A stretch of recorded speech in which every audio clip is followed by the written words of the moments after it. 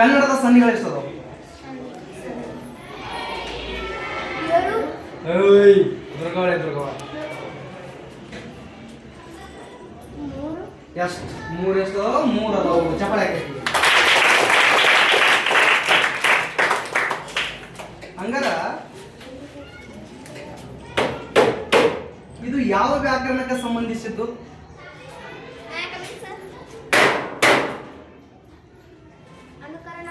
Good. ಯಾವುದು?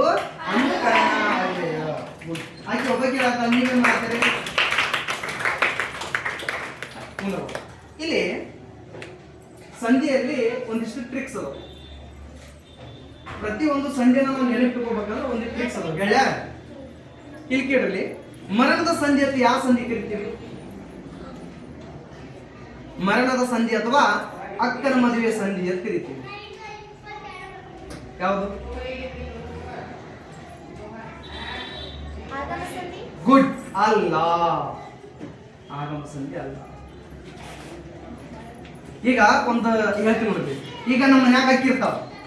ಅಕ್ಕಿನ ಏನ್ ಮಾಡ್ತೀವಿ? ಮದುವೆ ಮಾಡಿ ಕಳಿಸ್ಬಿಡ್ತೀವಿ ಬೇರೆ ಮನೆಗೆ. ಹಂಗಾರೆ ನಮ್ಮ ಮನ್ಯಾಗ ಏನಾಗ್ಬಿಡ್ತೈತೆ? ಅಲ್ಲಿ ಒಂದು ಜಾಗ ಖಾಲಿ ಆಗಿಬಿಡ್ತೈತೆ. ಹಂಗಾರೆ ಯಾವ ಸಂಧಿ ಅದು? ಅಲ್ಲ, ಲೋಪ ಸಂಧಿ. ಯಾಕಂದ್ರ ಅಲ್ಲಿ ಒಂದು ಅಕ್ಷರ ಏನಾಕತಿ? ಲೋಪಕತಿ. ಲೋಪ ಅಂದ್ರ ಮಾಯ ಆಗು, ಸತ್ತು ಹೋಗು, ನೆಗದು ಬಿದ್ದು ಹೋಗು ಅಂದಂಗ. ಅಲ್ಲಿ ಏನಕತಿ? ಒಂದು ಸ್ಥಾನ ಏನಕತಿ? ಲೋಪಕತಿ. ಹೀಗಾಗಿ ಅದಕ್ಕೆ ಏನಂತ ಕರಿತೀವಿ? ಮರಣದ ಸಂಧಿ ಅಂತ ಕರಿತೀವಿ. ಇದಕ್ಕ ಅಕ್ಕನ ಮದುವೆ ಸಂಧಿ ಅಂತ ಹೇಳಿ ಕರಿತೀವಿ. ಹೌದಾ? ಹಂಗಾರ ಜನನದ ಸಂಧಿ ಅಂದ್ರೆ ಯಾವುದು? ಜನನದ ಸಂಧಿ. ಯಸ್, ಆಗಮ ಸಂಧಿ. ಯಾವ ಜನನದ ಸಂಧಿ ಅಂತ ಹೇಳಿ ಕರಿತೀವಿ ಅಂದ್ರ ಎರಡು ಅಕ್ಷರ ಏನಾಗ್ತಾವ? ಅಲ್ಲಿ ಹುಟ್ಟಿ ಬರ್ತಾವ. ಯ ಅಥವಾ ಹುಟ್ಟಿ ಬರ್ತಾವ. ಈಗ ಅದಕ್ಕೆ ಏನಂತ ಕರಿತೀವಿ? ಜನನದ ಸಂಧಿ ಅಂತ ಹೇಳಿ ಕರಿತೀವಿ.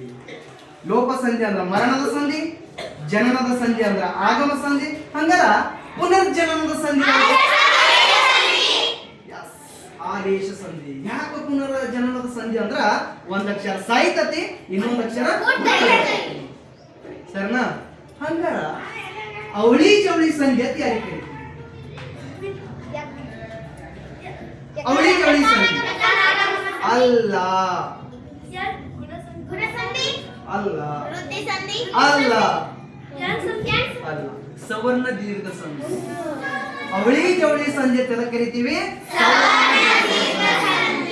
ನೋಡ್ರಿ, ಲೋಪ ಸಂಧಿ ಅಂದ್ರ ಮರಣದ ಸಂಧಿ, ಆಗಮ ಸಂಧಿ ಅಂದ್ರ ಜನನದ ಸಂಧಿ, ಪುನರ್ಜನನದ ಸಂಧಿ ಅಂದ್ರ ಆದೇಶ ಸಂಧಿ, ಅವಳಿ ಜವಳಿ ಸಂಧಿ ಅಂದ್ರ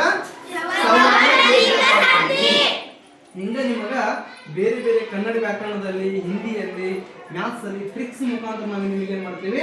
ಕ್ಲಾಸಸ್ ಹೇಳ್ತೀವಿ. 2 ತಿಂಗಳ ವೇಸ್ಟ್ ಮಾಡ್ಕೋಬೇಡ್ರಿ, ಬರ್ರಿ. ಓಕೆ, ಬಾಯ್